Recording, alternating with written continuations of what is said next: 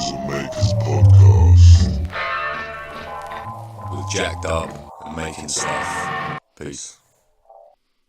Hey, good morning, everybody, and welcome to another week of the Meadows and Makers podcast here on the MSP Waves. So, I really appreciate all you guys coming out to join me today. And just a little disclaimer up front about the show that all the views and opinions that are expressed by myself and those of my guests do not reflect on MSP Waves and the great people that keep this thing going around here. So, thanks again for joining me this morning. And I got something cool for you guys today. I did a interview with a good buddy of mine who just got into, he's been into 3D printing for a good while now. And so I'm going to share a lot about what he's been doing and share a bunch of photos and stuff of that. We pre-recorded an interview last night, and I'm going to be playing that for you guys. And I'm also going to be showing some photos. Not only here, I'm going to be dropping photos here in Discord, but I'll also be dropping them through the live stream. You'll be able to see that through one of the windows I have pulled up in the live stream. I'll be sharing all the photos and stuff through there. So if some of you guys want to maybe mute the Discord and watch the live stream, then that might be another way you could watch it and be able to see like a lot of the videos and stuff that I'm sure, some of the videos and some of the pictures and stuff I'm sharing on here. So with that said, to kick off the show today, I wanted to talk a little bit about a contest that's coming up, or that's going on right now. It's for the Homesteaders Co-op, which I'm involved with. There is a contest going on right now, and there's some voting going on right now to win a 20,000 steam powered delegation from They Call Me Dan at They Call Me Dan. And so Natural Medicine and the Homesteaders Co-op have teamed up and joined forces on this voting drive to get Homesteaders Co-op into get some more votes for their project to win the steam power delegation. So I'm going to drop the link here in Discord, and I have the article pulled up here, and some of the and it goes through all the requirements for the contest. So I challenge you guys to go out there and check it out. And here's some of the rules are for the challenge are to you gotta go and vote for Homesteaders Co-op in the D poll, and in their link or in their in the post there's a link to that poll. And then the next step is to create a Steam post to get people out to vote for the Homesteaders Co-op in that poll, and include that link to the poll, and then include what qualities that you appreciate about the most about the Homesteaders Co-op community and marketplace. If none of you guys know about the Homesteaders Co-op, it is a marketplace so that vendors in the homesteading community can have a platform to be able to list their goods, and there's goods like ebooks and physical products on there that you can purchase with Steam or SBD. It was just open so that you can also pay with fiat and accept the vendors can accept PayPal payments. And so Sage Scrub created this, and it's a really cool tool for the community and a way for people that are producing their own handmade goods to have a place where they can list them, and you can and go check out and even sell your own stuff. If you're making your own stuff, then you can get in touch with Sage Scrub, and he can help you get set up with as a vendor on the site. And so Yeah, it's a really cool thing. I'm a big believer in it, and I really think that being able to offer physical goods for Steam is another way that we're going to be able to really drive Steam forward in the future, and then also be able to support people that are in our community and that are trying to live a life that is kind of moving away from the systems that are in place right now, and trying to live a more ethical and sustainable lifestyle. So please go check this out, and please spread the word about this, and get some votes out for the Homesteaders Co-op on this D poll for the They Call Me Dan 20K delegation contest here. And so there's 20 Steam available up there for this challenge for you to go out and go compete and grab this challenge. So yeah, get out there and get in the D poll and help Homesteaders Co-op meet their goal. So yeah, I really appreciate you guys. Go checking that out. And yeah, Sage Scrub is there to help anybody out that may want to get going with that. So he's here in the audience today. So yeah, hit him up if you have any questions. All right.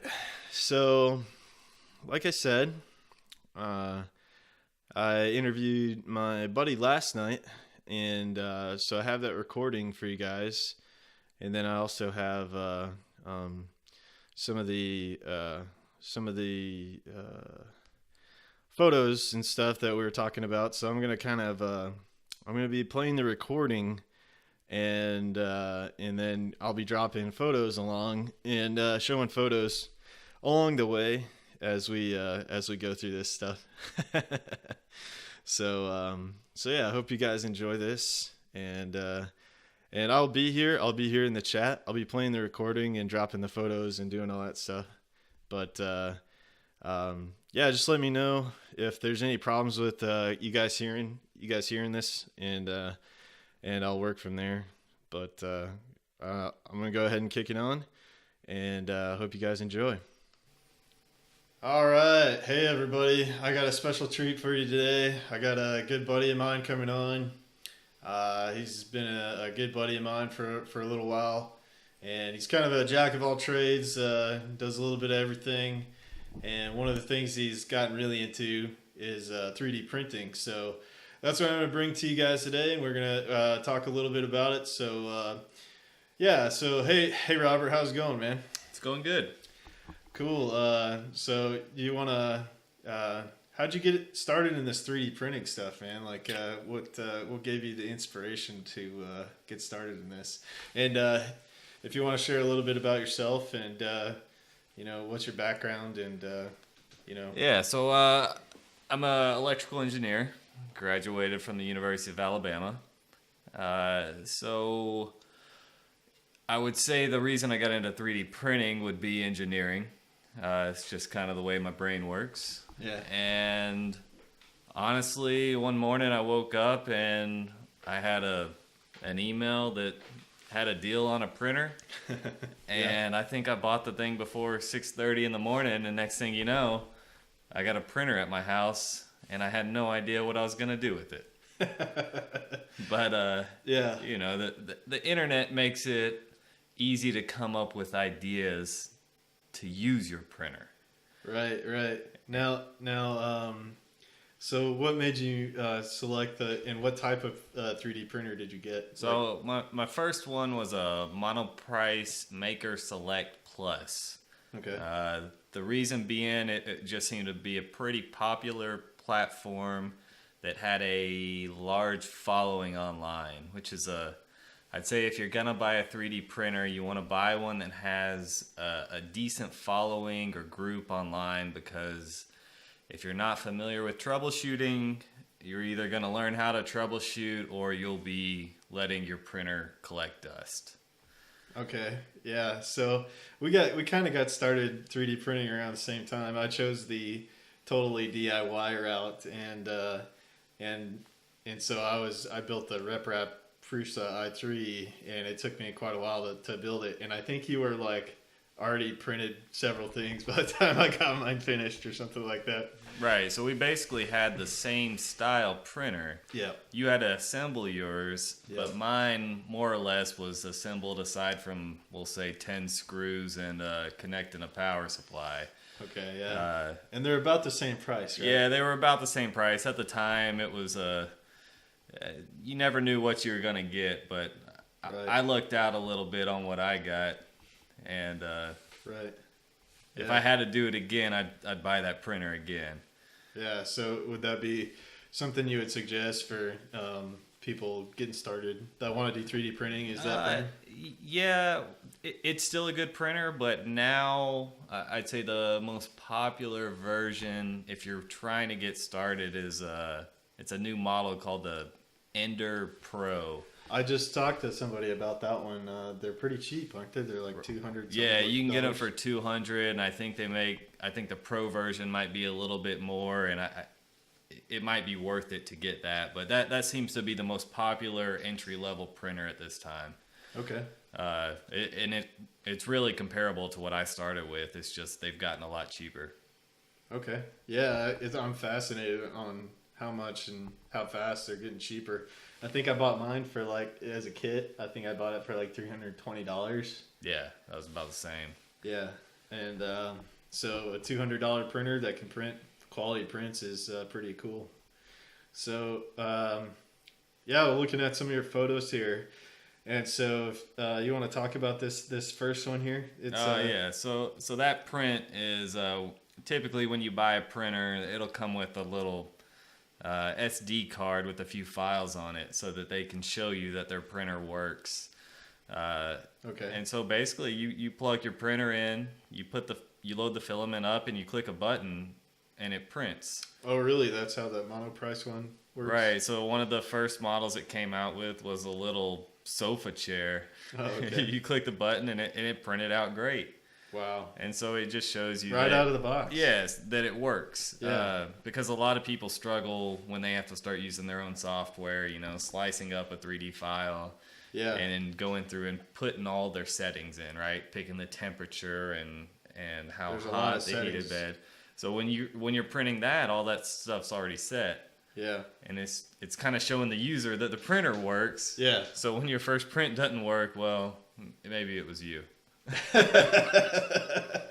Okay, yeah, that's a good point. Yeah, so was there anything special? There was nothing special really other than leveling the bed, I guess, on Right. this printer. You had Yeah. to level the bed first. And so for that one, since it doesn't have a self-calibrating, you typically take the extruder and you go to the extremes of your print area, and you basically want to get it to where there's a sheet of printer paper that lightly touches the surface and the extruder. So there's a little bit of resistance, and once you get a feel for that, it's pretty easy to calibrate your print surface.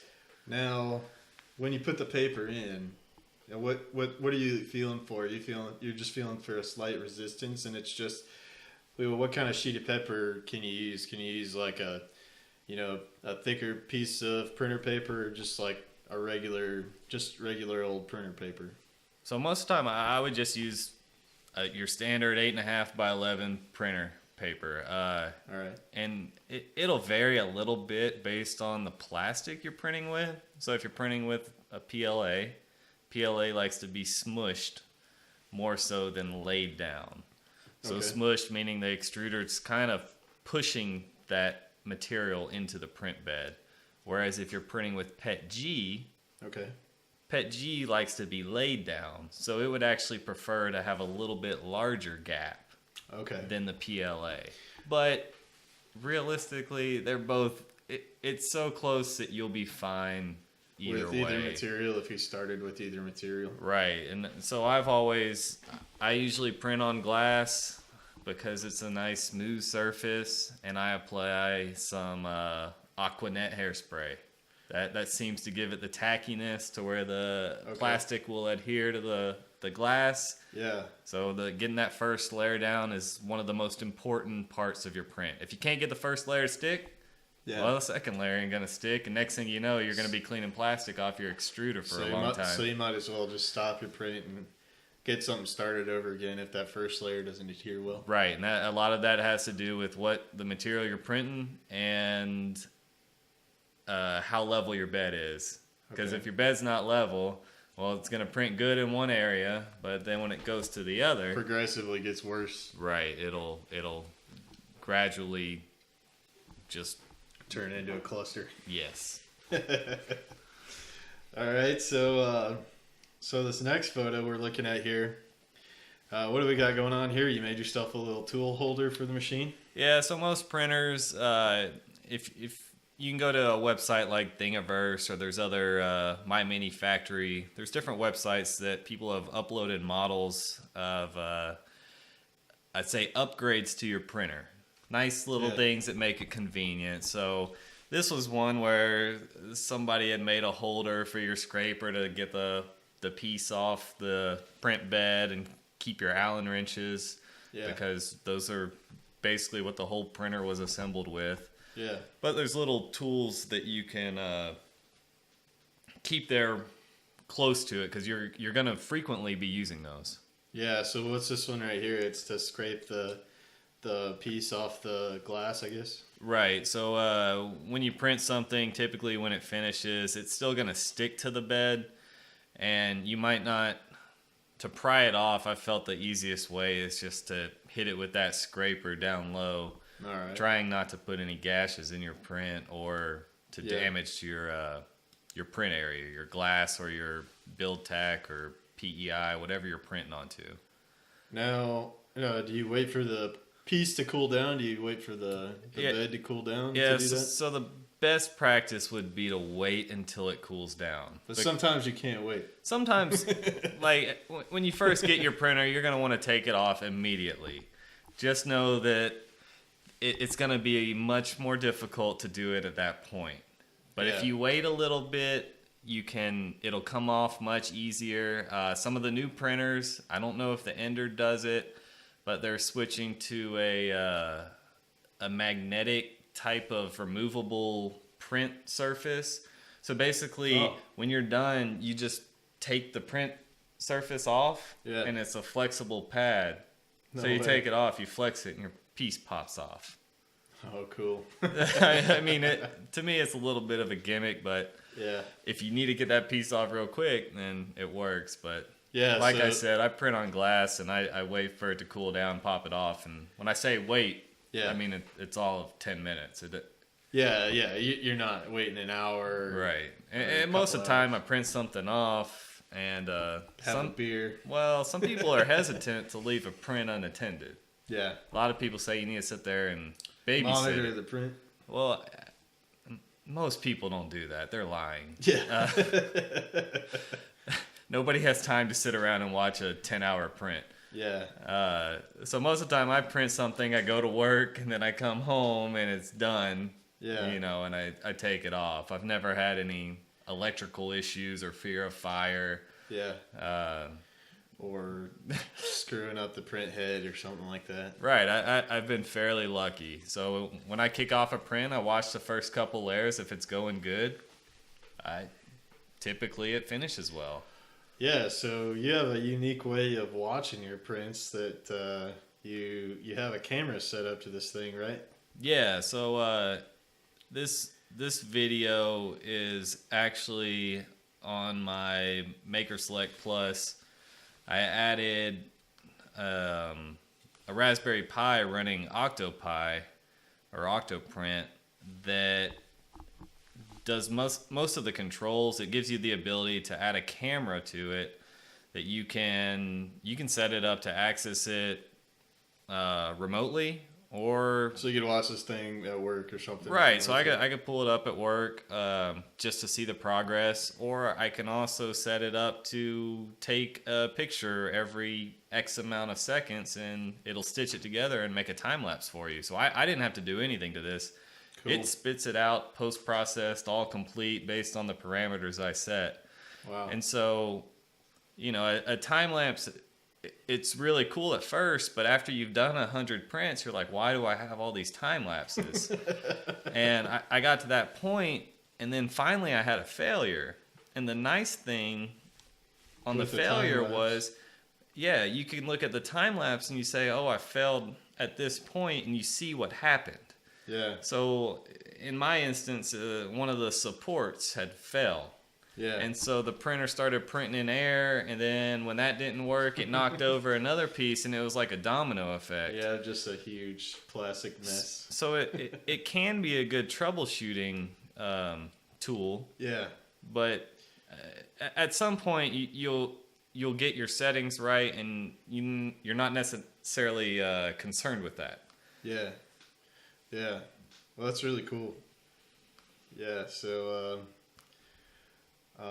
let's see. Let's go back to some of these pictures here. You should pull up some of the my other printer, The other printer? the big one. The big one. Okay. Yeah, so just going through some of these other photos. I guess this is like getting started with the printer, and you got all kinds of different tools. Yeah, it's got so selected on there. yeah, all the upgrades you can print out for it. So these are little feet to help you level the printer, I Yeah, guess? so they're just little furniture legs that you can turn and get it very level. Now, how important is that to get the whole printer level? So realistically, the printer does not necessarily need to be level. It's the print bed level with the extruder. Yeah. So if I took this printer and I turned it on its side, theoretically it would still print. Yeah. So that's one thing, but you just need your print bed to be, I'd say, square with your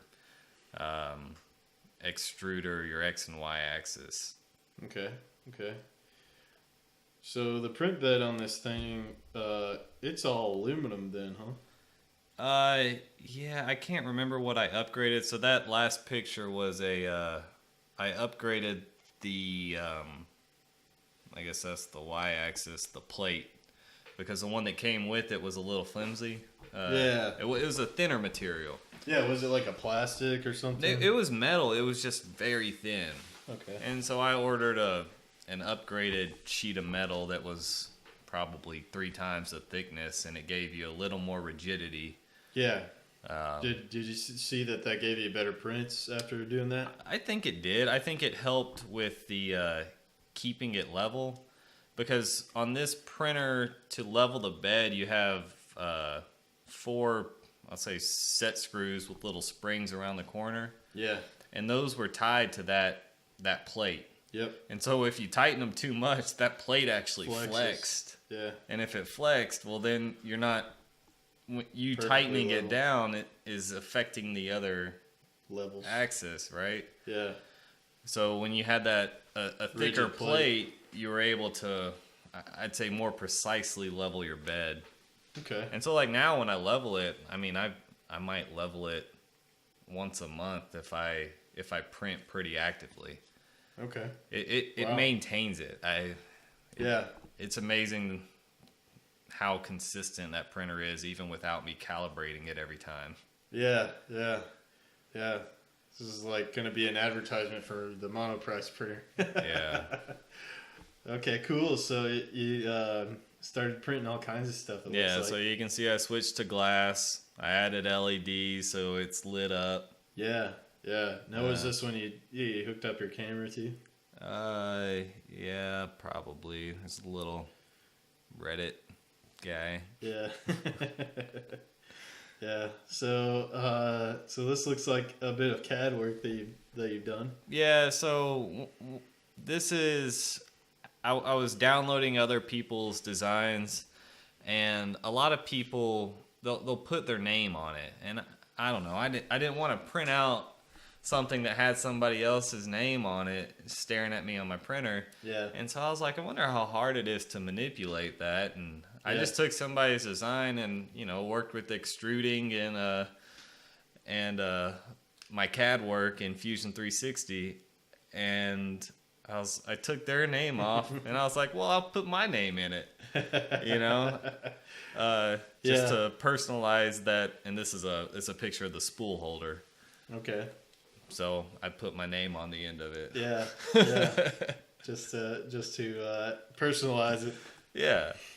Cool. Now you like using that AutoCAD Fusion 360? It's freeware, right? Yeah, so it's free to all hobbyists or educators. So as long as I think their language says if you're making less than $100,000 off of this hobby, then you're free to use it. And I was like, I don't think I'm ever gonna have to worry about that. And if I do, I'll gladly pay them if I'm making more than that. Yeah.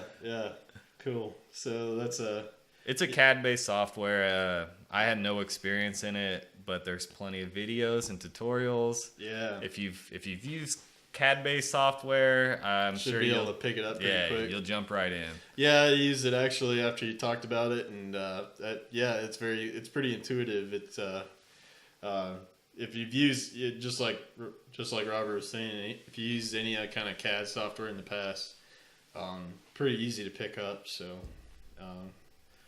that's pretty cool. So what's you made something for your? It's a business for card your holder. business cards. It's just a box with a lid. This is like one of my first CAD designs. Getting started with it. Yeah, just checking tolerances, right? So if you're making a box, you're like, well, do I need to have a millimeter thickness gap or half a millimeter? What's my resolution that matters? Yeah, did the guys at the office say some stuff about that? Yeah, I did get some comments. It's still sitting on my desk, and it's still full of business cards. You're like me. I never hand them out. I've never handed out a hand business card. Yep. That's probably why I'm not so good at business. But cool. So, yeah. So what is this, guys? So I thought a really cool print. It's some guy made a little organizer, and the idea just for all the little screws and stuff you use while you're 3D printing. Mm-hmm. And I mean, the one thing when you're 3D printing that you have to take into account is your nozzle size. Mm-hmm. So this guy's instructions, he basically said the walls, the dividers on this, I believe he made them roughly 0.8 millimeters thick. Okay. Because he said if you're printing with your 0.4 millimeter nozzle, which is the standard, it's going to be 2 passes, right? So one pass gives you 0.4, and the second pass you'd be at 0.8. Yep. So each of those walls would be 0.8 thickness, which doesn't sound like much, less than a millimeter. Yeah. But that's enough for that divider, and it's actually fairly strong, and it's really all you need to divide, keep that little organizer sitting around. So do you keep different nozzles and stuff in there? Yeah, I got it. Oh, okay. Yeah. Cool. Oh, yeah. Sweet, man. So that's all the stuff that you could interchange on the 3D printer. You got so you got some nozzles, and then even little screws. Yep. When you're designing things, you'll design it and be like, well, I'm gonna put a 20 millimeter M5 screw in this. Yeah. And I'm gonna inset the nut, to where it. That's the neat thing about 3D printing. You just make your part to fit the tools you have. Yeah. Very true. So like all those extra screws you get when you buy something from the store, it gives you that extra hardware that you may not need. Yeah. Well, so I just keep all that, and eventually you're like, well, that might go into a 3D printing project. Yeah. Yeah. That's a good mentality. Yeah. Never know what you're going to come across next and want to print next. Well, this is neat. So you got like 4 different parts here. It looks like a trash can. I see it. I actually see it in front of me. And so that's wild. So you can even maybe the pin for the hinge or the wheels. Yeah, for the wheel. Oh, cool. So that was all done in one print then. Yeah. Wow. And so at this point, I'm just printing stuff out to see what it can do. Yeah. Every print, I'm amazed. Wow. Yeah. Very cool. So, okay, yeah. To explain what is All this? right, It's, so those are some solder fingers. okay. You know, I don't know if people have ever tried to solder. It's not necessarily easy when you have two pieces of material that you're trying to solder, but you have your solder in your hand and you have, your soldering iron in one hand, your solder in the other. Yeah. Well, who's gonna hold the wires together for you? Yeah. You need two more hands. It's a dilemma. Yeah. And so somebody had a model of that, and believe it or not, I've used that several times since then. Yeah. Oh, man. A common practice would be to use like maybe some alligator clips or something to get your wires in the right area. Yeah. But that is very useful. Very basic, really useful. Oh yeah, there's nothing to it. And I mean, as long as you're decent with a soldering iron, that thing will last forever, because you shouldn't touch the soldering iron to the plastic. If you're doing that, I'd recommend not using a soldering iron. Yeah. Yeah. So you're also doing your own custom electronic stuff too, right? Yeah. So with the 3D printer, a lot of it is electronics, and you're gonna have upgrades you want to make. Yeah. So on that one, it was I think I was swapping out a fan that had either died, or I was putting in one that was a little quieter. Yeah. And I think I had to swap the connector around, and I was like, well, you know what? The easiest way for me, I'm just gonna cut it and solder it back together. Cool. So you got an Eiffel Tower. What is this thing? I don't know. People got lots of pencil holders. I just thought it looked cool. I wanted to see if I could do it. Cool. Oh, Mr. Meeseeks. Mr. Meeseeks. Nice. That one looks good. Oh, very cool. Yeah, so it's a tape holder, believe it or not. Yeah. For a pegboard set. So those little pegs, actually, you insert them into the pegboard. Oh, no way. Yeah. If you look up pegboard accessories on 3D printing, oh my God. People go crazy There's with them. tons of stuff. Wow. Which is something, everybody's got. So if you need some pegboard custom holders, just look it up. Somebody's probably already made it for you. Nice. That's killer. Oh, so what's this? So that was a piece for my dad's welder. He had a plastic piece that had broke on it. No. It was I'd say a fairly simple component, which is in almost anything we have, and you're like, well, why would that be in a welder? And it's like, well, the function it served, plastic made sense. Yeah. But over time, it becomes brittle and it broke. Yeah. And so he gave me the pieces of it. You measured some of the dimensions and basically reproduced it. And and magically, on my first try giving it to him, that it was the right dimensions. It fit. Wow. And it worked functionally. So that was really the first, I would say, functional replacement part, you know? Yeah.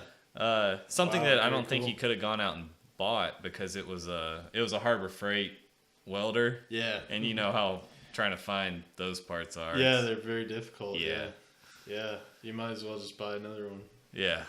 Wow. Cool, man. That's wild. Oh, dang. More organizing. Yeah, another holder for all your 3D printing needs. Yeah, this is cool. Yeah, you got your calipers and all your little screwdrivers. Yeah, and high quality Harbor Freight calipers. Yeah. That's about all you need for 3D printing. Yeah, man. Yeah, so what was the material you used here? Was this PLA? Yeah, that's PLA. That's all PLA? Yep.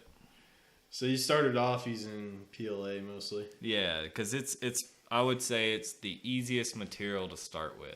Okay. You get started with PLA, and then eventually you probably go to PETG. Yeah. ABS if you need it, but the fumes are supposedly not good for you on ABS, or worse than the others. Okay. Yeah, so that's something you need to be aware of if you're using ABS. Yeah, now people say you need to be aware of it for everything. Yeah. Of course the fumes and burning plastic's not good for you. Don't sit there and inhale it. Right. But we do a lot of stuff that isn't good for us. Right. I'm sure we'll be fine. Yeah. I hear you on that one. Yeah, just Yeah, take caution when you're doing it. You know, but we'll be fine. So this is your camera holder, I guess. Right, so that's a Raspberry Pi camera that's connected to the Raspberry Pi that's running Octopi on that printer. And what I did was it's mounted to the build plate, so that while that's moving in the y-axis, it's constantly tracking. Right, so it's in the same frame of reference to the object you're printing. Yeah. So that when you do a time lapse, the object is still in the same spot. Yeah. The extruder is going to be in different spots, but there is things you can do in software to have it take a picture every time the extruder gets out of the way. Oh, okay. Some people modify the software to make the time lapses look pretty. Oh, gotcha. I gotcha. Yeah, so they can do like, really doctored up. Yeah. Look what I can do kind of stuff. Cool. So you got these little plastic clips I see on here for your glass. Yeah, Did it come with that, or you 3D printed I those? 3D printed those. They didn't really work. They're The not- most common thing to clip your glass to your build plate is just simple binder clips. Yeah. Don't try to get fancy. That's all you need. And that little white square is a piece of, I guess it's, I don't know what the material is, but it's to conduct the heat from the Plate. yeah. The white piece. I don't even have those on there anymore. I decided they weren't worth it. Yeah. Okay. Yeah. So the idea was that it would help conduct the heat a little better. Right. So most of the time I was just copying somebody else's Yeah. idea, and over time you're like, I don't even think that's necessary. Yeah. So I just got rid of them All right. and have not had any problems. Cool.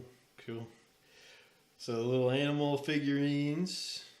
Some Oh yeah, I made a custom holders for my all your Allen keys. yeah. Cool.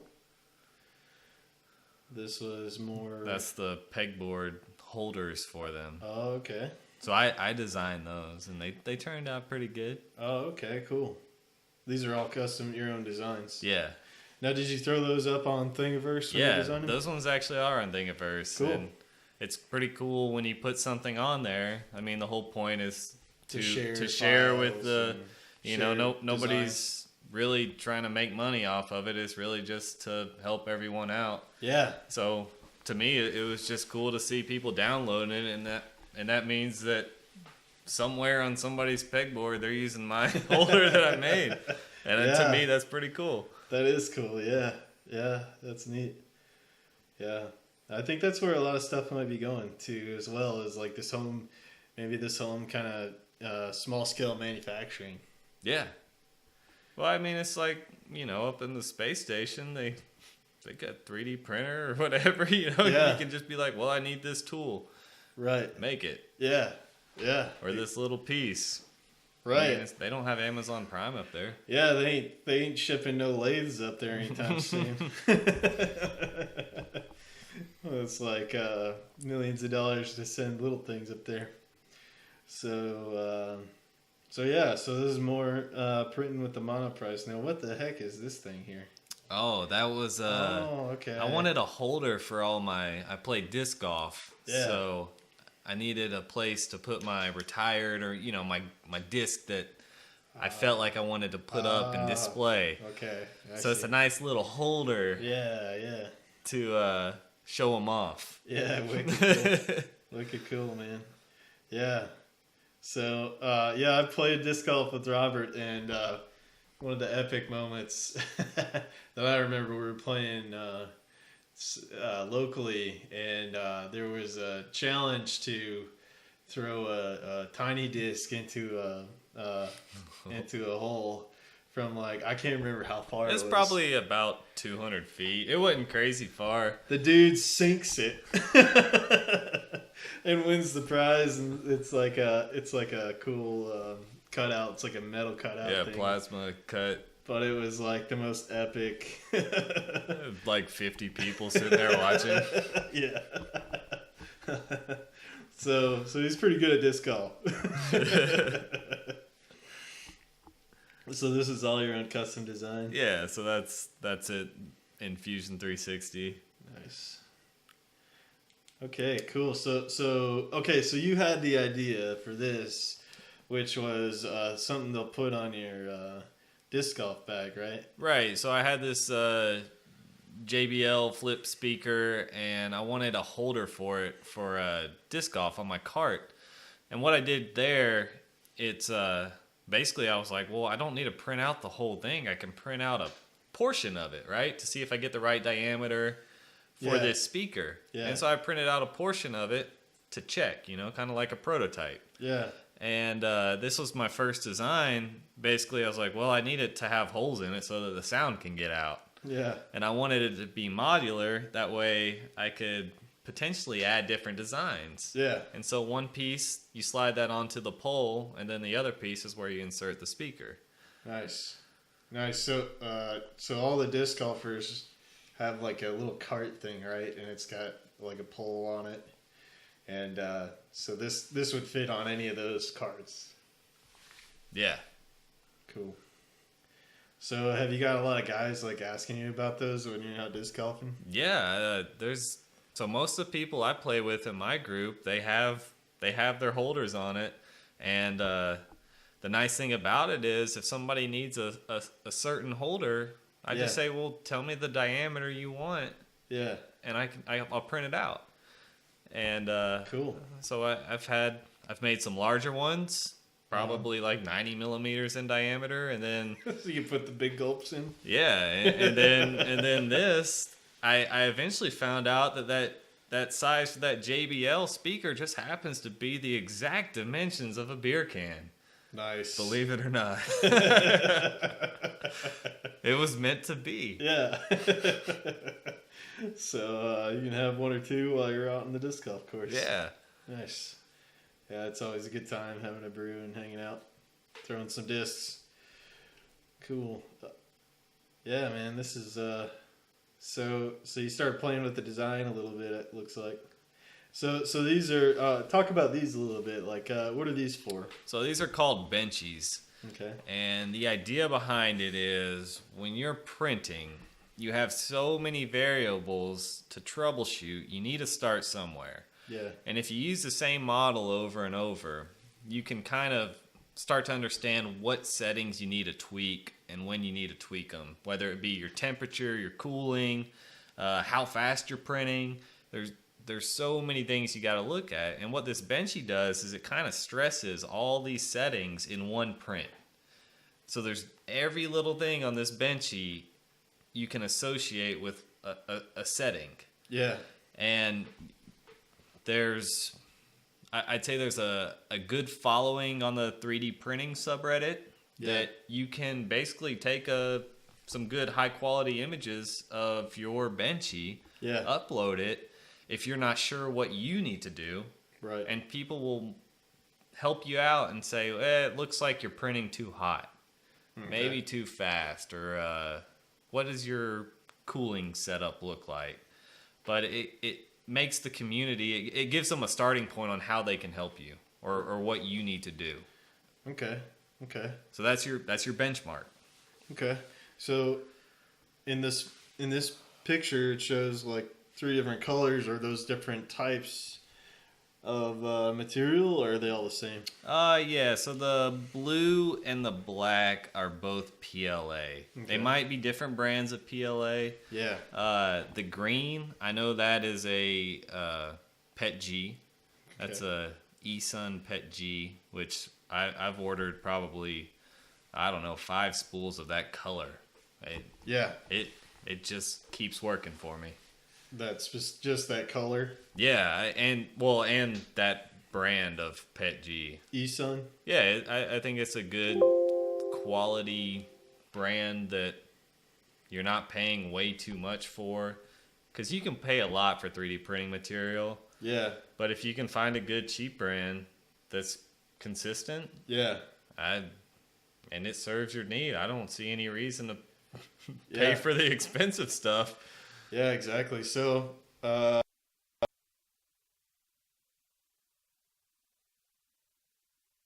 you get per spool? So one spool, they come in 1 kilogram spools typically. Okay. And for something like that, you're looking at between $20-$25. Okay. And that may not seem like a lot, 1 kilogram, 2.2 pounds, but It's it a lot will of last you a long time. Yeah. Unless you have your printer going every day nonstop, I mean, you'll be surprised how long that lasts. Okay. Cool. So Oh, hey, can you guys hear me now? More benchies. So what's this guy right here? That was an attempt at a pool claw holder. Yeah. Nothing. So yeah, Nothing. we both play. We actually both play pool together. I stepped away from it for a little while, but I do remember this. It was kind of slippery to hold your pool cue. Yeah, the difficulty there was it was more or less hollow. Yeah. So No weight to it. Yeah, it didn't have any weight, and so I never followed through with it. But if you wanted to make them, you'd probably want to have some type of insert or way to fill it up with, I don't know, sand or something like that to give it some mass. Yeah. And if you did that, it'd work fine. I mean, it's a simple concept. Maybe put some of that Flex Seal rubber or something on the bottom of it or something. Yeah, that would work great. Something to get it to stick to a bar table or wherever you're at. Yeah. Yeah. Hey man, that might be the next thing.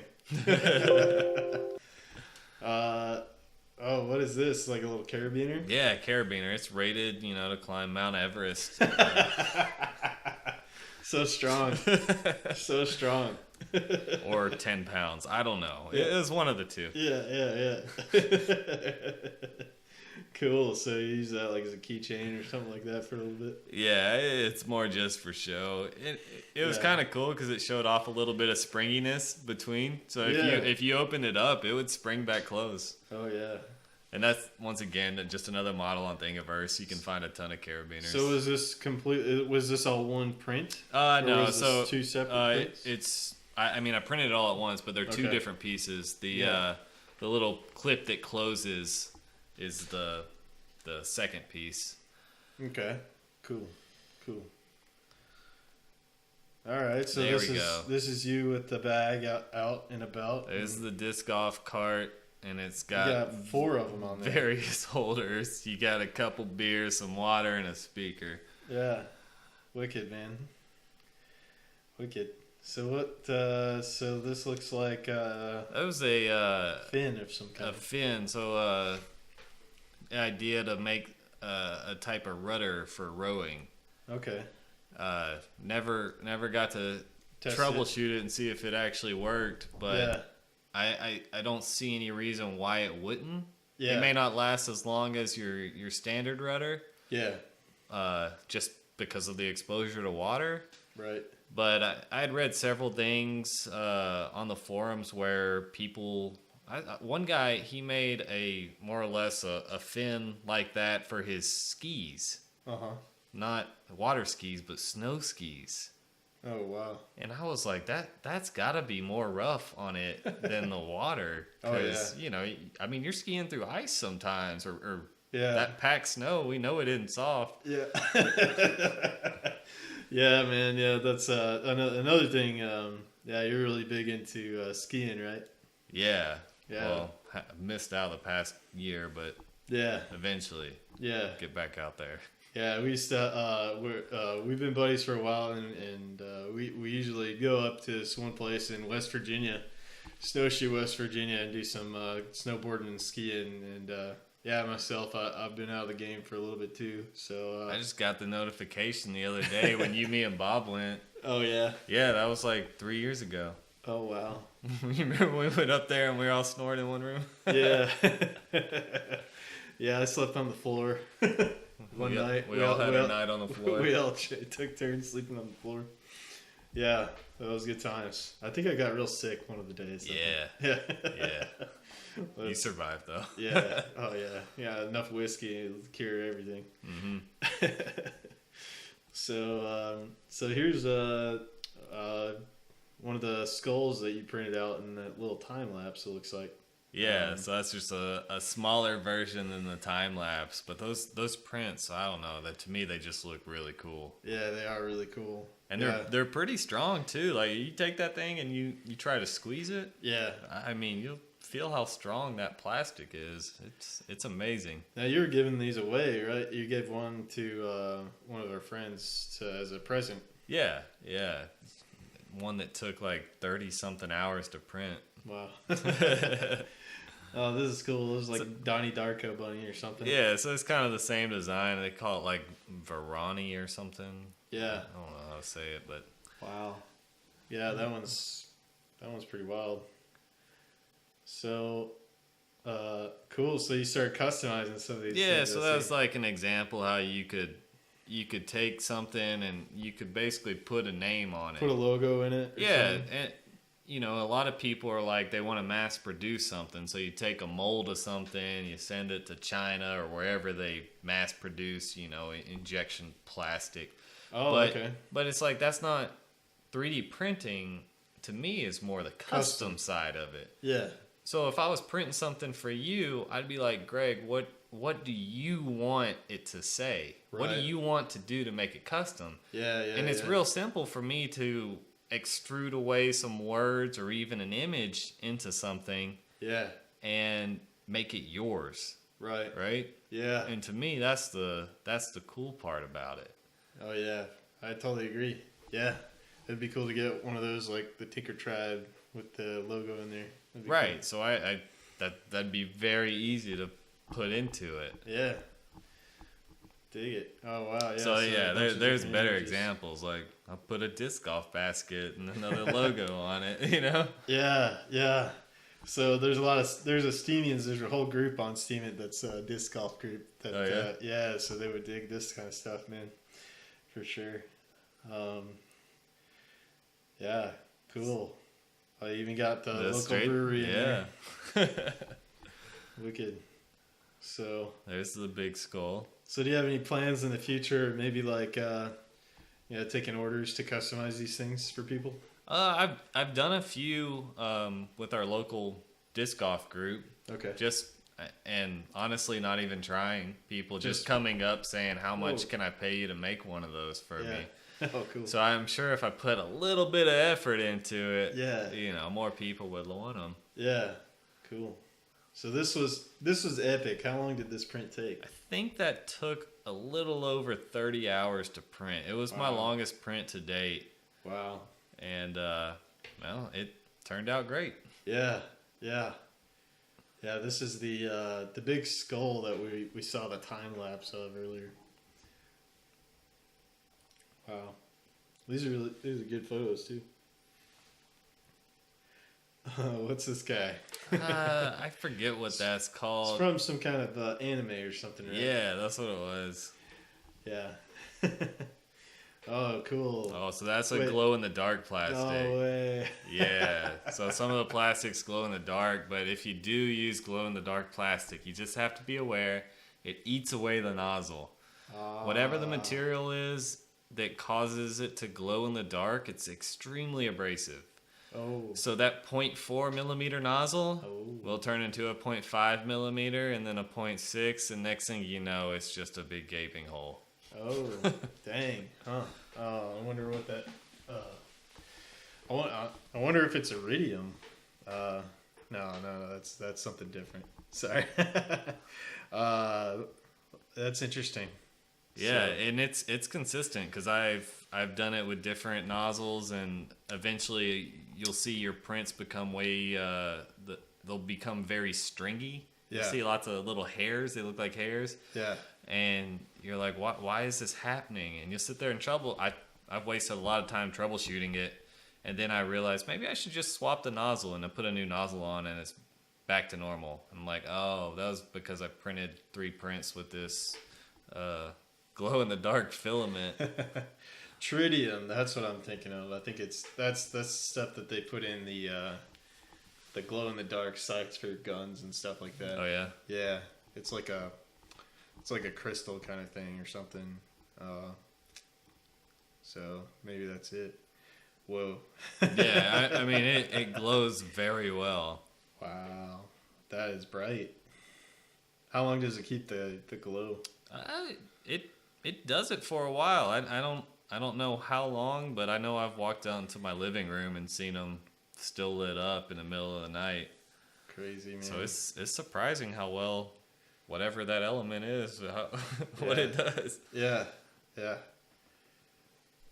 So this is the start of my other printer. Okay, yeah. So you have a behemoth in the room here as well. It's a pretty tall printer, and it's got like 3 arms on it and all kinds of stuff. So what's up with this guy? So this was a kit that I bought from a website called Ultibots. I believe the guy's based out of somewhere in Florida.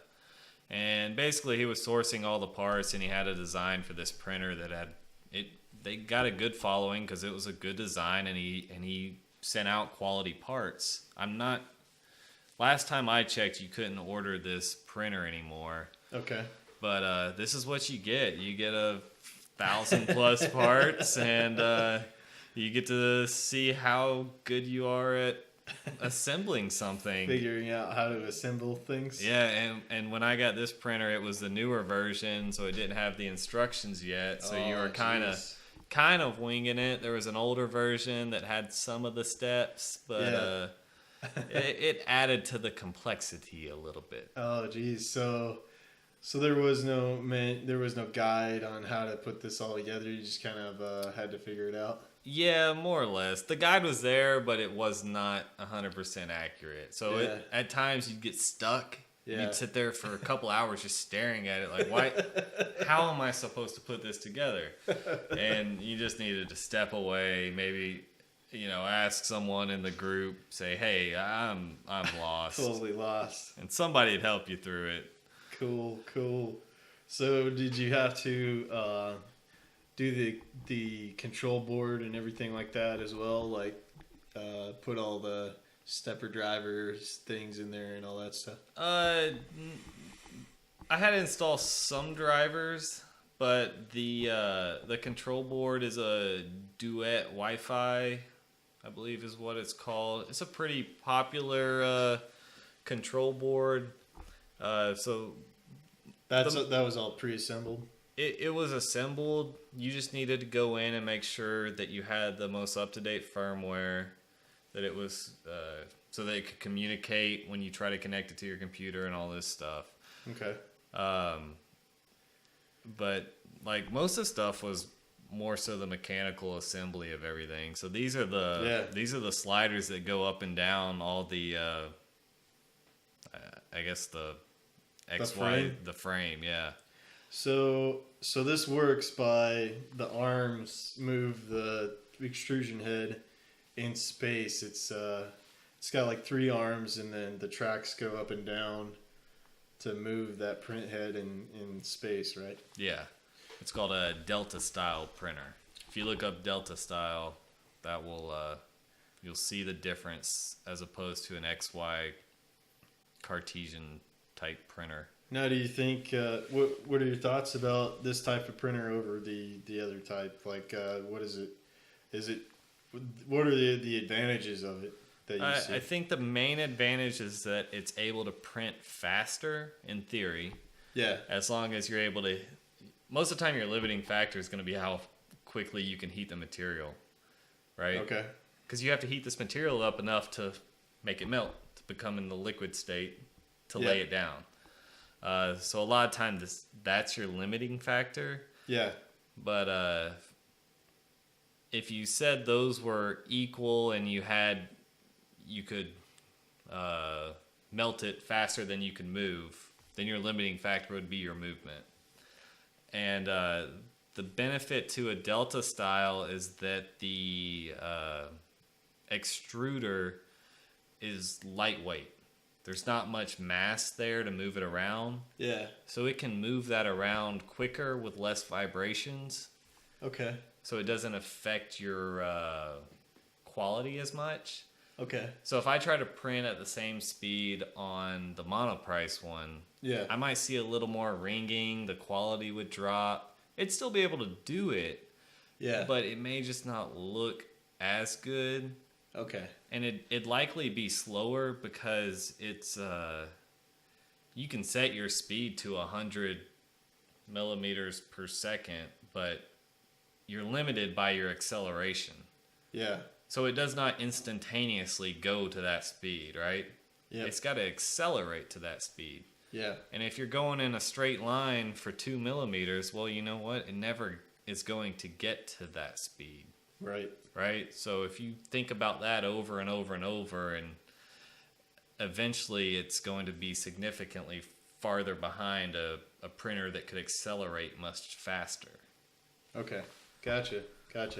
So it's faster. It's also a little better quality at that fast speed. Definitely. And another benefit on this one, it was self-calibrating. So I click a button and it calibrates. No way. After I went through, weeks of setting it up. Yeah.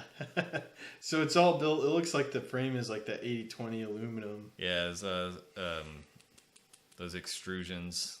Yeah, the 80-20 extruded aluminum stuff. Yeah. Oh, geez, man, this is a mess. Oh yeah, it was very nerve-wracking. Wires everywhere. Yeah. So what was your assembly time on this whole thing? I think it took me about 2 weeks working maybe a couple hours every day after work. But eventually I got it up and I got it going, and it's still going strong. I've had a few errors here and there, but Yeah. most of those were related to things I may have overlooked in assembly. But after I worked those out, No it's problems. been my workhorse. Actually, they're both my workhorse. I mean, Yeah. both those printers, they just keep going. Nice. Kind of amazing. Yeah. Yeah.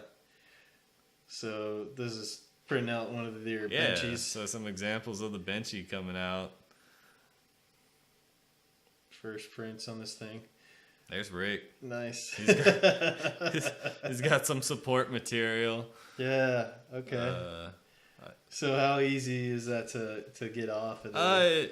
Most of the time it's actually pretty easy. It depends on your material. If you're using PLA, it's much easier to get off, and that was PLA. Yeah. PET G, it tends to bond together stronger, Yeah. so it's much harder to clean up. But if you're ever printing out, I'll say figurines or something that's more artistic, PLA is going to be your best bet. Yeah, because it's easy to clean up. Yeah, you can't beat it. And you can paint it easily with the acrylic paint. So I hear. I haven't done it. But I haven't tried it yet. But... I have some acrylic paint, but I haven't tried it. Okay, cool. Yeah, that's the supposed to be not as toxic as well. Yeah. Oh, see? There he is, cleaned it's all up. cleaned up. Very cool. He stands up. Yeah, Goes a little fast there too. always. That's cool. So this he's doing some bigger stuff here. It looks like Yeah, I think I was making a little... stand or something. Yeah, that was a stand for a spool holder. So all your plastic comes on these spools, Yeah. and some people had made a way to repurpose them Okay. to make a little container out of it.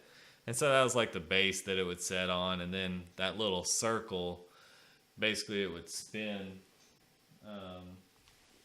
It'd spin to where you could keep stuff in it. Oh, okay, like a Lazy Susan or something like that. Oh, I see. Oh, cool. Neat. It's like a little spinning tray that you can put your stuff into, and it's all 3D printed with one of the old spools of material. That's cool, man. Yeah. Neat. Cool. Oh, you gotta talk about this because this is So this is pretty one wild. one cool thing that people can do is they can make they call them lithophanes, and what they are, basically it takes a picture and you'll print it out, and then based on the thickness of the plastic, if you put a light behind it, it'll actually look like that picture. And the first time I did it, I was amazed that it actually worked. yeah.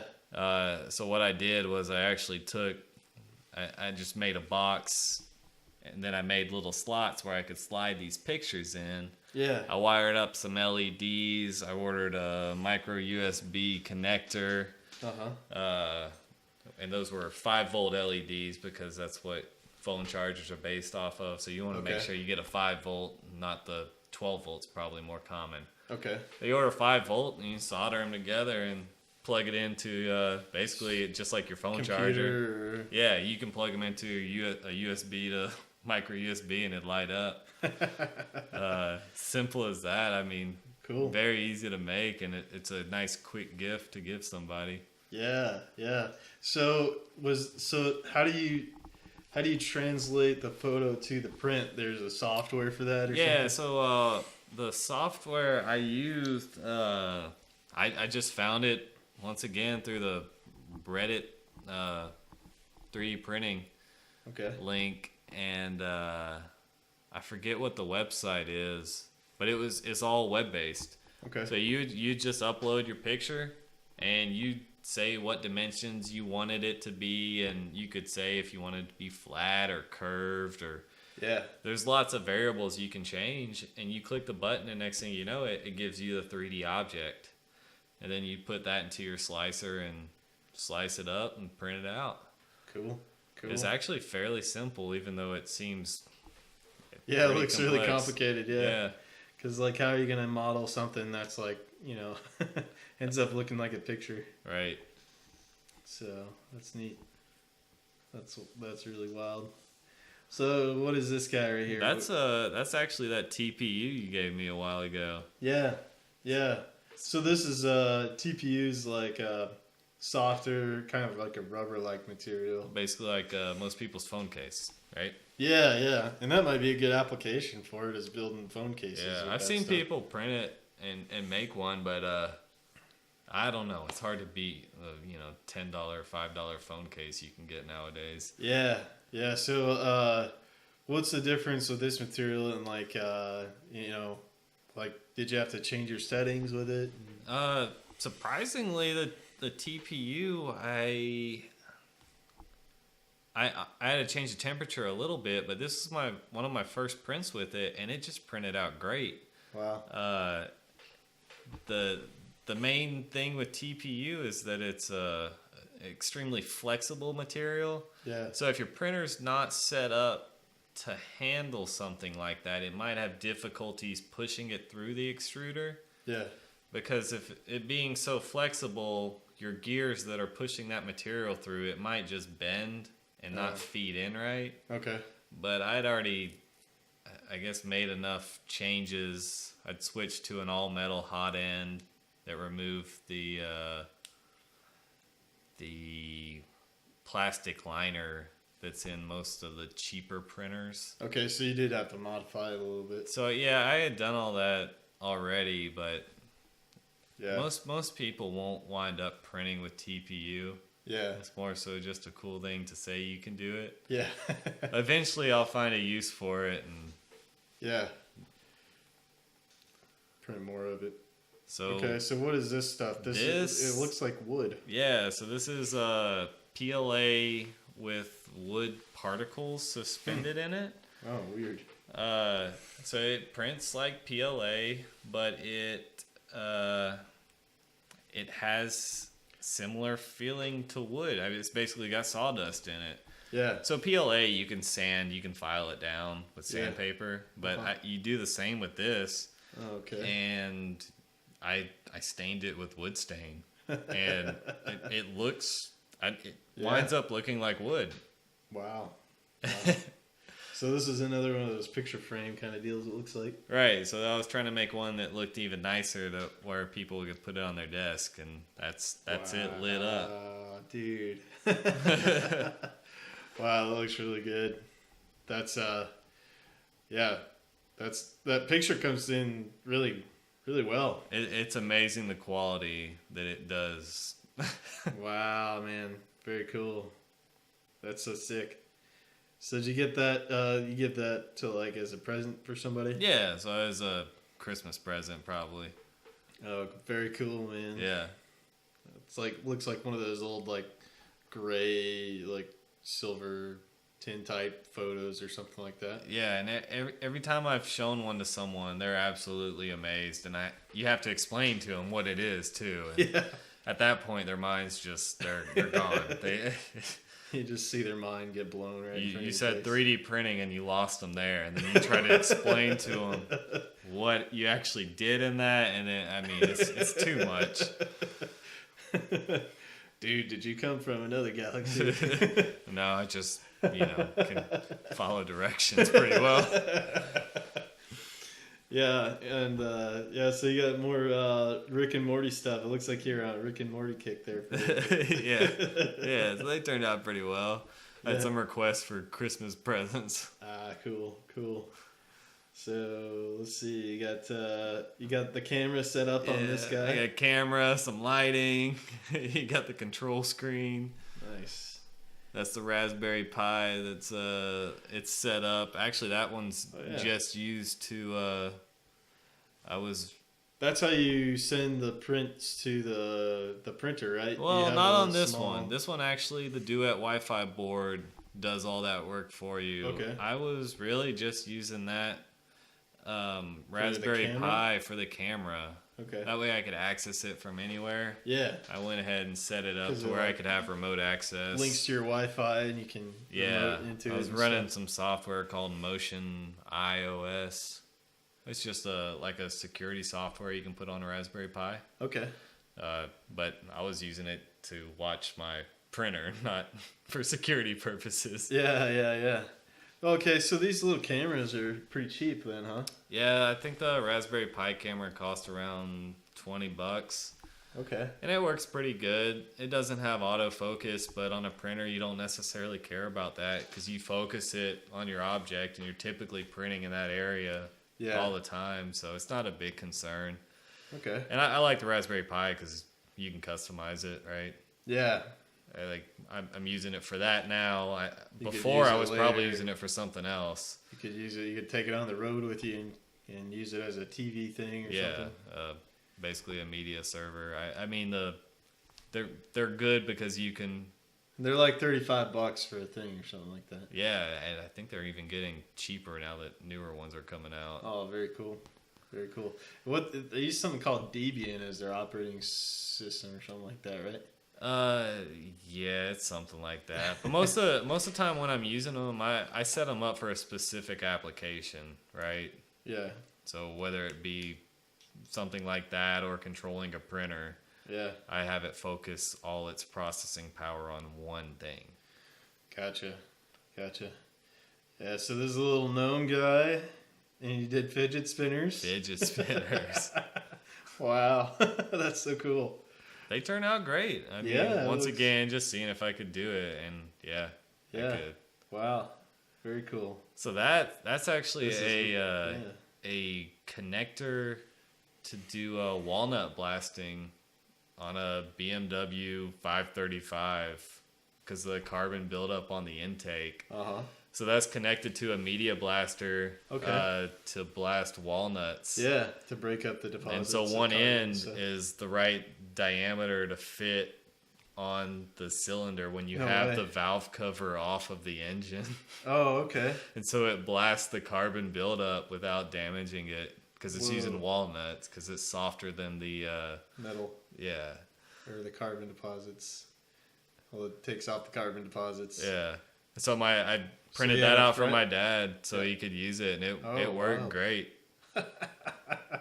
And it was strong enough to where the walnut blasting into that print, because you see the bend, Yeah. the walnut did not damage that plastic. That was my only thought, was because It you're might blasting tear at through a the pretty plastic. hard, pressure. Yeah. And I was like, I wonder if it'll degrade the plastic and break it, but it didn't. So Wow. the curve probably helped, but if you had a sharp corner, maybe it wouldn't work as well. Yeah.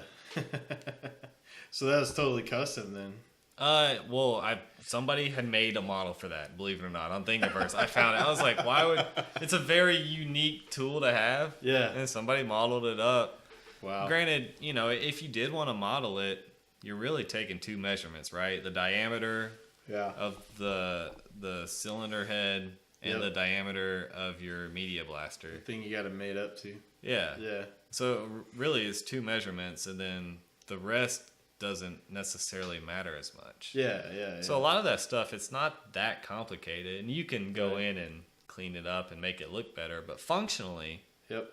it fairly simplistic piece. Now, these supports, do those automatically generate with the software? Yeah. So with one of the depending softwares on that what you're you're printing, you might want to turn support on. Okay. And so that's one decision you have to make, because a lot of times you don't want it on, Yeah. you don't need it. Yeah. But on something like that, I mean, it would not have worked if I didn't have support on. So you turn support on, you tell it, you can change the settings on how dense or coarse the support is in certain slicers. Now, what's the slicer software that you're using? So I use a slicer called Kiss Slicer, Okay. and some Keep people. it simple, stupid. Yeah, some people would think that's what it means, but if you look at it, there are more settings in that slicer than something else. It's Is it a free one? it is free. You can download it free. You can get the premium version for like I don't know. It's not much, maybe $40. But to me, it's got a pretty good following. It's not as mainstream as the other ones, but it lets you tweak a lot of settings, and I've gotten used to it. Yeah, I got you. But you really can't go wrong with most of the mainstream slicers. I'd say it's personal preference. Okay. Cool. So this is more, they got a little rocket here. I'm guessing this is all Pet G stuff. Yep, Pet G. Another fidget spinner, but you put Spikes. nuts in there. Oh yeah, just for the weight instead of putting bearings in there. Nuts are cheaper. Yeah. Cool. And this is like got all lights and stuff. The lights and everything came with it. Yep. Oh, very cool. So any more disc golf holders? Custom ones for different people. Yeah, so that was one guy that he asked for a pair, and he wanted it to be the size of his water bottles that he used. Wow. And so he just gave me a water bottle and said, make it this diameter. I was like, okay. Yeah. I got you. Custom. I got you, homie. Nice. I don't know what these are. It's little puzzles. Oh, okay. Little puzzle Yeah, things. so we started printing off lots of puzzles. People like to entertain themselves at work. Yeah.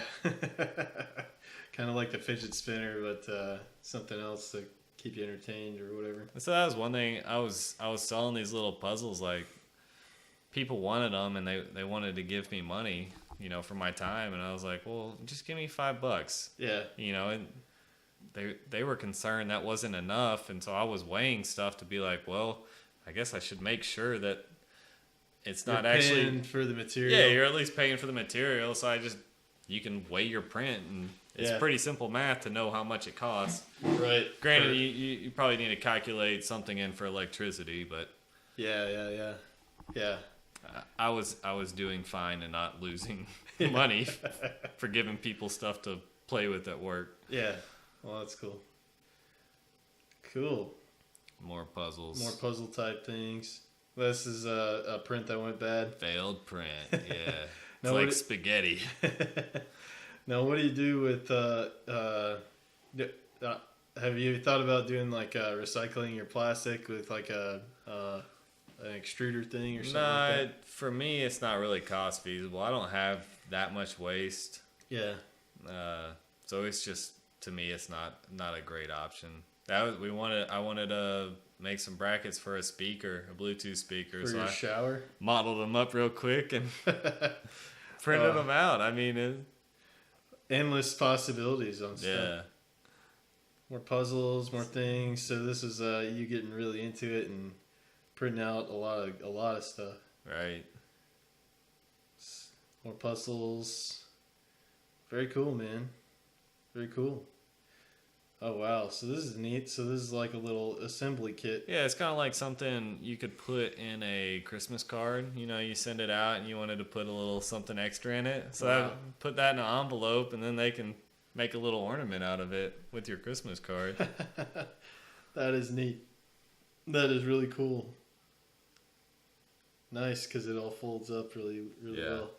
So what's up with this guy? Oh, this is another That's one another of those. lithophane. But you did it on a curve. Yeah, so I did it on a curve, and I changed my design a little bit. So how does that work? Perfectly.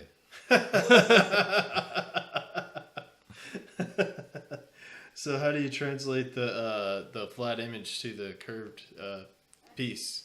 Did you have to manipulate that? I didn't have to do it. I just clicked. I said I wanted it to be on a curve instead of being flat. Oh, okay. Gotcha. I don't know. I thought it worked out pretty well. Very cool. That is nice.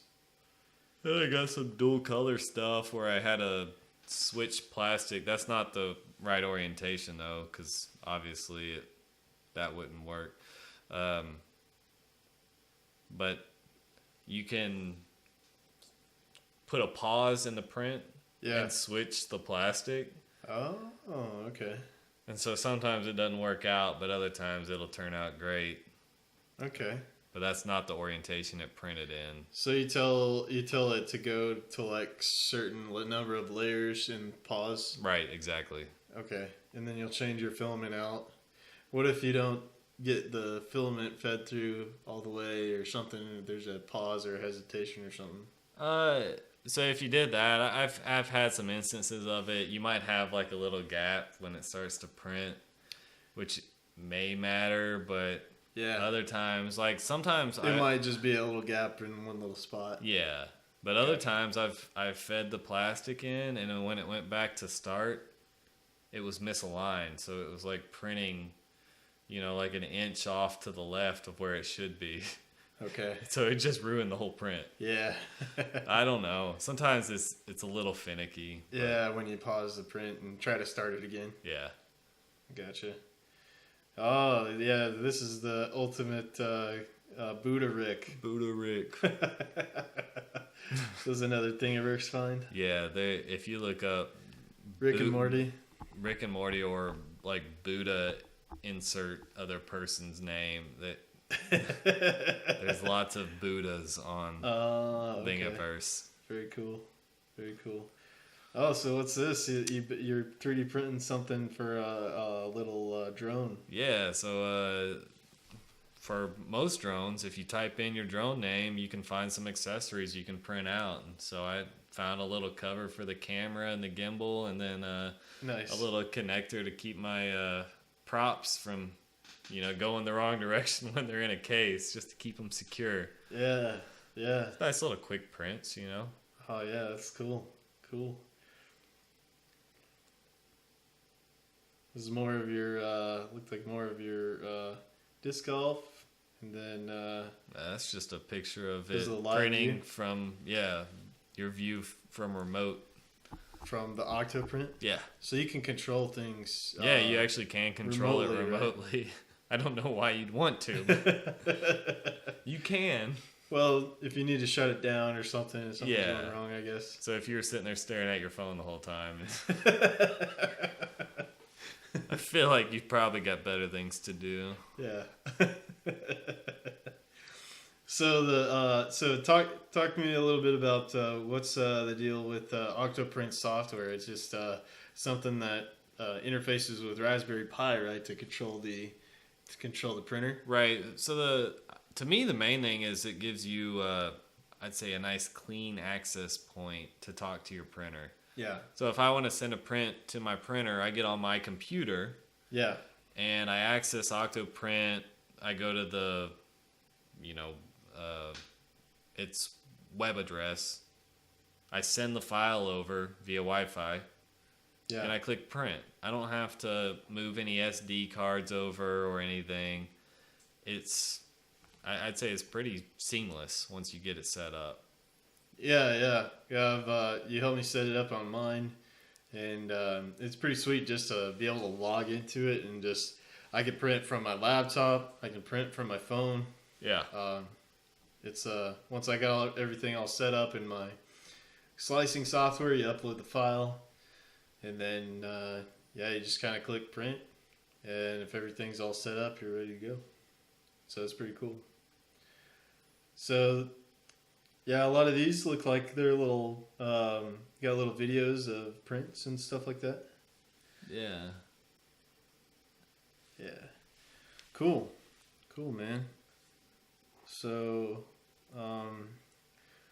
so now you're gonna have an entire lab. Do you plan on expanding your lab here? Well, if I, if I strike gold on something somebody wants, I wouldn't hesitate to buy some more printers.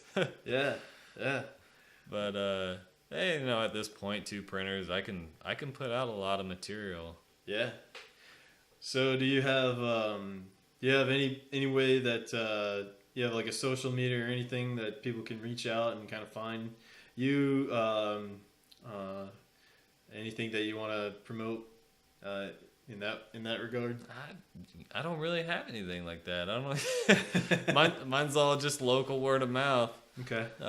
Because right now I keep it purely as a hobby. I'm not trying to necessarily make money off of it. Yeah. You just enjoy doing it. Yeah, I just enjoy it. But if over time I find something that I feel like I want to monetize, Yeah. and probably wouldn't have too much trouble doing it. But Yeah. right now it's just a cool thing to show off, share between friends, and Yeah. gives me something to tinker with. Yeah, man. Yeah. Yeah, so you're also a little bit into carpentry, right? You've got a whole suite of tools going in your garage. You showed me earlier. It was pretty sweet. Yeah, so I started messing around with all of that, and I'd say between messing with those power tools, carpentry, and 3D printing, I got my hands full. Yeah, you got a lot of hobbies. It's nice when I can bring them together and they can complement each other. Yep. Yeah. It all works out, and man, you're never bored, I guess. No, never bored. Always got something going on. Yeah, cool, man. Well, yeah, I really appreciate you coming on with me on the show today, and Anytime. And this is a real treat for the audience, and I hope everybody else out there enjoys this. And yeah, again, thanks again, buddy. Really appreciate it. No problem. All right, cool.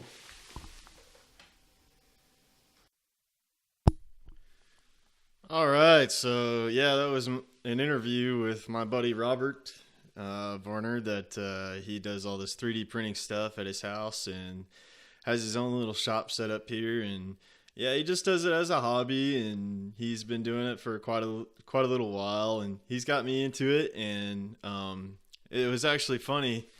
I was the first one to get the 3D printer, and as soon as I had mine, like I was assembling it, Robert saw one online that was probably it was the first one that he got, the monoprice one. And he sniped it right away, and I think he was printing like all kinds of really high quality prints before like I ever got mine fired up. And so yeah, I know I'm looking at the Rick Buddha right now, Space Days. It's like yeah, definitely something that's really cool that I like it a lot too. Yeah. So he's gonna actually paint these. And so with the PLA, he was telling me, then you can use acrylic paint, and you can paint on the PLA prints that you do. So you can print it out in just one color, and so he's printing all the ones that he's painting out white, and then he'll go through and actually he'll color in the print and kind of make it like a canvas or whatever. So. Yeah, it's pretty neat, isn't it? So yeah, these 3D printing things, it's a cool hobby to get started off with, and there's, like you was saying, there's so many resources out there now to help you get started. And like Vlad was saying in the chat that him and his wife are looking at getting one, and the one he was talking about was a stereolithography printer, and so with those. It uses like a UV curing resin, and then it prints that layer by layer by exposing it to a UV laser kind of thing. So with those, you can get like super detailed prints. And what a lot of people do with the SLA type printers is they use them for casting. And so you'll see some of the guys using them for like jewelry, like casting jewelry and things like that. So yeah. Yeah, it reminds you of the paintable figurines that you can buy at the gaming store. Yeah, yeah. And so, once you get one of these 3D printers, you never have to go buy things at the store anymore. You just go find them online and download them. And if you think it's cool, download it and then send it to your printer and print it off. And so, I kind of feel like this is kind of the future of where we're going with manufacturing. Is like you might have a few dudes that are in your town, like Robert, that are look to bought one of these machines, or maybe even invested in a few of them, and they're and they're printing out stuff. I don't know if you can print sausages yet. I think there are getting to a point where you can print food and things like that. I know for sure you can print. They're printing like lattice structures for like if you wanted to create an ear or something like that. You can print out in this like cellulose material, and then food printers are happening. Yeah, we live in the future. Nate said it earlier. He was like, we live in the future, so it's like a lot of these technologies are happening right now, and they're getting cheaper by the day. So like we were talking about earlier in the show, the Ender 2 Pro is about $200 to buy that printer, and then it's all set up and pretty much ready to go from what I understand. And so that makes it a lot easier. Like the first printer I bought, that RepRap, I mean, I had to assemble everything myself, and I think they ship the Ender to you much like this monoprice printer, where it's like you may have to attach the plate and some things to get started, but it's pretty much ready to go right out of the box. And from my own experience, from putting one together with, they send it to you as a kit, and then you have like a few instructions, but you kind of have to figure it out. And but there are like a lot of forums and ways that you can teach yourself how to put it all together. And yeah, the future is now good. It for sure is now good. So check that out. Pensive just dropped something in there. The makers of Foodini, 3D food printer. How about that? Yeah. So we're getting close to like Star Trek days. All we need, and what I can't stand is why we don't have hovercraft yet. Like I want my hovercraft. And I know we're on the cusp of some of this stuff, and a lot of this stuff is just kind of going to accelerate, in my opinion. So yeah, it's exciting times we live in, and as long as we can, kind of break away, I'd say break away from the systems as it stands, then people are going to be able to like I've always held in my heart and been an optimist that humanity is we're all abundance generators. We have the ability to create abundance, and so getting into things where you're actually creating things kind of gives you that sense that you have that ability. And so that's something that I really want to share with everybody as well, is that you have the power to create such an abundant future for yourself and your communities, and just hold that in your heart, and everybody is worthwhile, that that we can do really neat things. So teleporters would make Steamfest so much easier for sure. I'm waiting for teleportation technology as well. That would be pretty sweet. Beam me up, Scotty, man.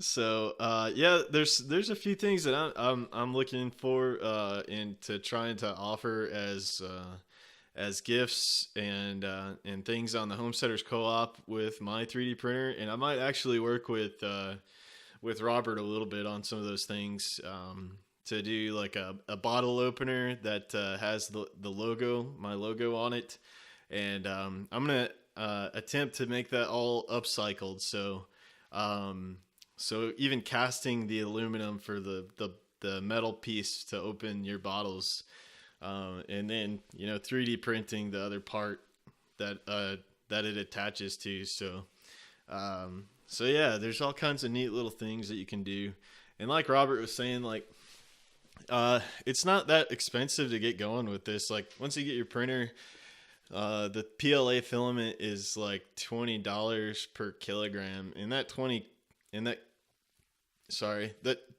kilogram worth of I had a couple beers this morning. That that 1 kilogram of filament actually goes quite a long way. So yeah. The closest Space Day says the closest we'll get to teleportation, astral projection type stuff. You know what, Space Days? I kind of feel that way. Like I feel like teleporting your consciousness may be possible, and maybe that's the only way you can travel like super huge distances is to like teleport your consciousness. And I've kind of felt that way, but it may be possible to actually be in a craft and go somewhere like crazy, do like warp kind of drive thing. But yeah, I'm totally into that, and can't wait for that kind of stuff to happen. And it's a big reason why a lot of the stuff that yeah, I know for sure. Yeah, a lot of stuff that I've looked into.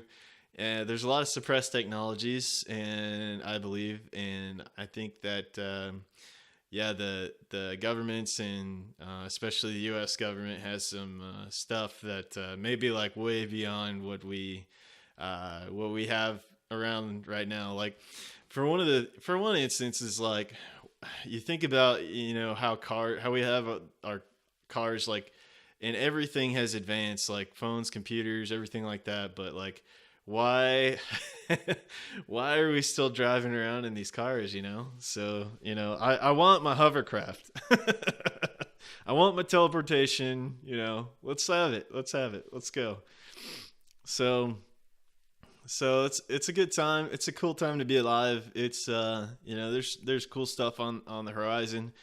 And yeah, so I really hope that you guys enjoyed the 3D printing and learning more about that. And I'm going to try to get Robert to get on Steam. I'm going to try to get him set up with an account. And the guy stays super busy, like you heard. He works full-time job, and he does all these other hobbies. And one of them is carpentry. So I took a few pictures of his carpentry stuff as well, and I was going to share some of that with you guys too. Like he built this whole organization thing for his tools where he took like some 3/4 inch plywood, and he cut some grooves in them, and then he was able to make that a really good tool organizer for all his tools and stuff in his tool bench. And I think it's like really cool. I guess he found out how to do it in a magazine. And it was I can't remember the name of the magazine, but it kind of shows you how to do a lot of this stuff. And it kind of reminded me of when I was growing up. We had a neighbor that he had all these encyclopedia things they were called the Practical Handyman's Encyclopedias, and they had tons and tons of different projects in them. So like he passed away several years ago, but he gave all those encyclopedias. He wanted us to have them, and so there's like huge things about how to do all kinds of projects. And like I I don't know. I'm a big proponent of getting your hands on stuff and and doing these projects and really you know, teaching yourself how to be resilient and how to fix things, because you know, when push comes to shove in life, having the ability to be able and having the confidence to know that you can be able to fix something if it goes bad, and you know, you don't have to pay somebody to do all that. That gives you extra confidence in life, and you know, having that confidence will, it, you know, kind of give you and make you more resilient as a person, I believe. And so you know, I just encourage everybody to go out there and don't ever tell yourself that you can't do something. Like, everybody can figure stuff out. Like, you can only if there's two types of mindsets. You know, you can either have a closed mindset or you can have an open mindset. And you know, having an open mindset is more like telling yourself that I don't get it now, but I will eventually. I will figure it out. You know, give me some time and keep working with it and trying and failing. And it comes with a lot of failure. But, you know, if you meet that failure and tell yourself to keep going, then you're going to get smarter. You're going to learn and keep learning.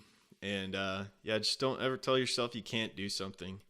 Yeah, just hold that in your heart and tell yourself that, you know, I may not know it now, but I'll learn it eventually. So yeah, this is one of the cool things. It's really simple the way he made these. Like, it's like a couple of 3/4 inch pieces of plywood, and then he just set his table saw to like 45 degrees, and then cut the and then rip the plywood at 45 degrees. And so he's got slats of these plywood up on his wall, and then he just created these little mounts that will slide in there. And so he's got all his like battery chargers and all that stuff set up there. He's got like his all his screws and all that stuff neatly organized in little drawers and everything like that.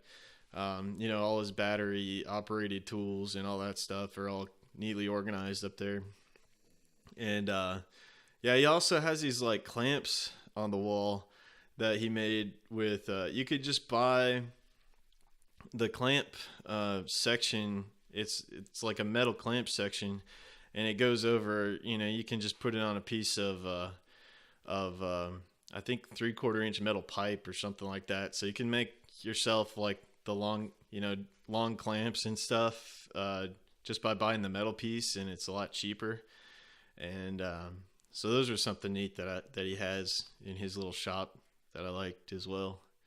And yeah, there's a photo of how those screws and everything go in there. Yeah, cool. Yeah. The pipe clamps are yeah, they're kind of a cheaper way of doing that. So that's pretty cool. So what's going on in the chat here? We got yeah, self-sustainability. Yeah, it is the dream. I think yeah, for me as well. I think trying to get there and being able to get there to not only support yourself and fully, but being able to, you know, kind of be an example for your community, so that people go look over and see what you're doing and just, you know, kind of want to emulate that. And I really think, you know, all the protesting, all the other stuff, you know, it's kind of a waste of your time and resources, in my opinion. It's like, we shouldn't be fighting against the current system. We should be just totally disregarding it and building our own systems.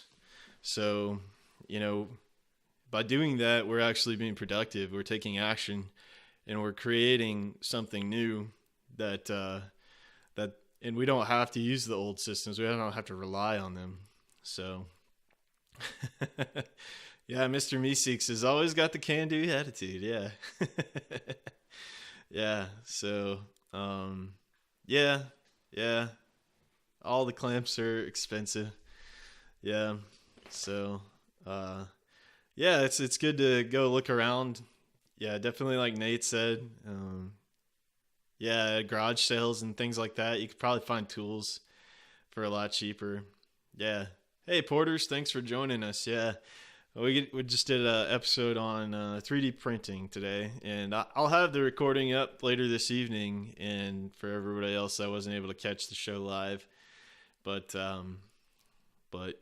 yeah, a couple other things that I was gonna talk about today are just I've been getting into these Steam games, guys. Like I've been really enjoying these things. Like one of the new ones that's out is called Drug Wars. And the interesting thing about this Drug Wars game is that you can start in this game for free, and then you can play it, and you can actually earn Steam for playing the game, which is pretty interesting. So, like, yeah, they have like all these buildings and different things that you can invest in, and then as you upgrade them, they produce more drugs or weapons or alcohol in the game, and then you actually get rewarded for those things in a daily payout of Steam, which is pretty interesting. Now I don't know how like long into the future or how long they're gonna be rewarding people for playing the game. But it kind of makes sense to it kind of makes sense to like get more people involved in the game to kind of reward them for playing, which is pretty interesting, I think. And so, oh, awesome. Yeah, so Pensif's gonna have him on his show this Thursday. High Touch is the developer, and Pensif's gonna interview him and talk about the game. So that's really cool. Yeah, I just started playing this thing, and I'm enjoying it. It's pretty interesting.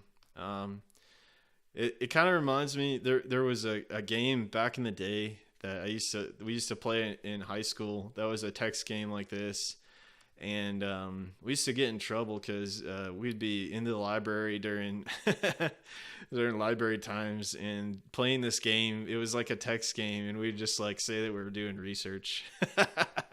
And eventually they caught on, figured out what we were doing, and didn't let us. We lost our library privileges for a little bit. So, but yeah, it's pretty cool if you guys want to check it out. It's something interesting that you can do, and it's free to play. They have like options where you can upgrade with Steam. But the strategy would be to build this thing so that you're like outputting Steam without having to pay for anything. So, one of the strategies that I read about was like, you want to upgrade all your buildings evenly across the board, and then you can, you can get better payouts, I guess. Yeah, Porters, hey, I'm like the same way with you. I'm usually into doing a lot of different stuff, and this week I'm preparing my taxes, and in a little bit of the downtime, I've been distracting myself with these games, and so yeah, they're fun if you got extra time, but yeah. It's a little difficult to get into online games. I wasn't that big into them, but these are this Drug Wars one. You can kind of do some modifications. You can walk away from it and come back and maybe do a couple things and then come back to it. But I do like the fact that you can win Steam for it, which is another cool thing. So I just wanted to mention that one. Yeah. Drug Wars and taxes. Yeah, it sucks. So, yeah, Porters, yeah, got no downtime. What is that? I hear you. Yeah, another one I've been playing a lot, and I got into was the Steam Monsters game, and Aggro. Yeah, I guess you guys have heard tons about Steam Monsters, so I don't really have to talk about that much. But They also have a referral in there, or an affiliate program in Steam Monsters that you can share with other people that may be interested in the game. Through that affiliate program, you can earn Steam for anybody that is making purchases in the game. Then you get a cut of that purchases. So that's just something I wanted to make you guys aware of with the Steam Monsters thing. So it's pretty cool way to earn some Steam if you may know some people that may enjoy that game. So just wanted to make you guys aware of that. And then kind of to wrap up today, I just wanted to mention again the contest that the Homesteaders Co-op has going on. So they have 20 Steam up for grabs, and to write a post about the Homesteaders Co-op. They are looking for and competing for a 20,000 Steam Power delegation from They Call Me Dan. And so they're looking for people that will want to participate in this poll and help them out with this poll. It's run on Dpoll, and it would be really cool if you guys just go and check this out. I'll drop the link in Discord again here. And Sage Scrub wrote a really good write-up on this, explaining how to get involved in their challenge and how you can win some Steam and really help them build the Homesteaders Co-op and maybe win this delegation. So Natural Medicine actually is teamed up with the Homesteaders Co-op to run this, so that the 20K delegation will be able to be spread around. And so I encourage you all to go check it out, and it's something that I really support. I just became a vendor on there, and I'm selling some of the upcycled products I have on there. There are some beer bottle candles, and there's a lot of cool vendors on there that are providing neat products. Like, one of the big homesteaders on here, Papa Pepper's got a page. Sage Scrub's got a page for seeds. I actually bought something from Walkerland that she has a Steemit account, and she's a homesteader up in Canada, and she's got I bought a chicken ebook all about raising your own chickens and stuff, and that's something that I'm looking into, is actually raising some meat bird chickens. And so I got her ebook, and it's really great. She's made a really great guide on different types of chickens, and how to do your own homestead chicken operation.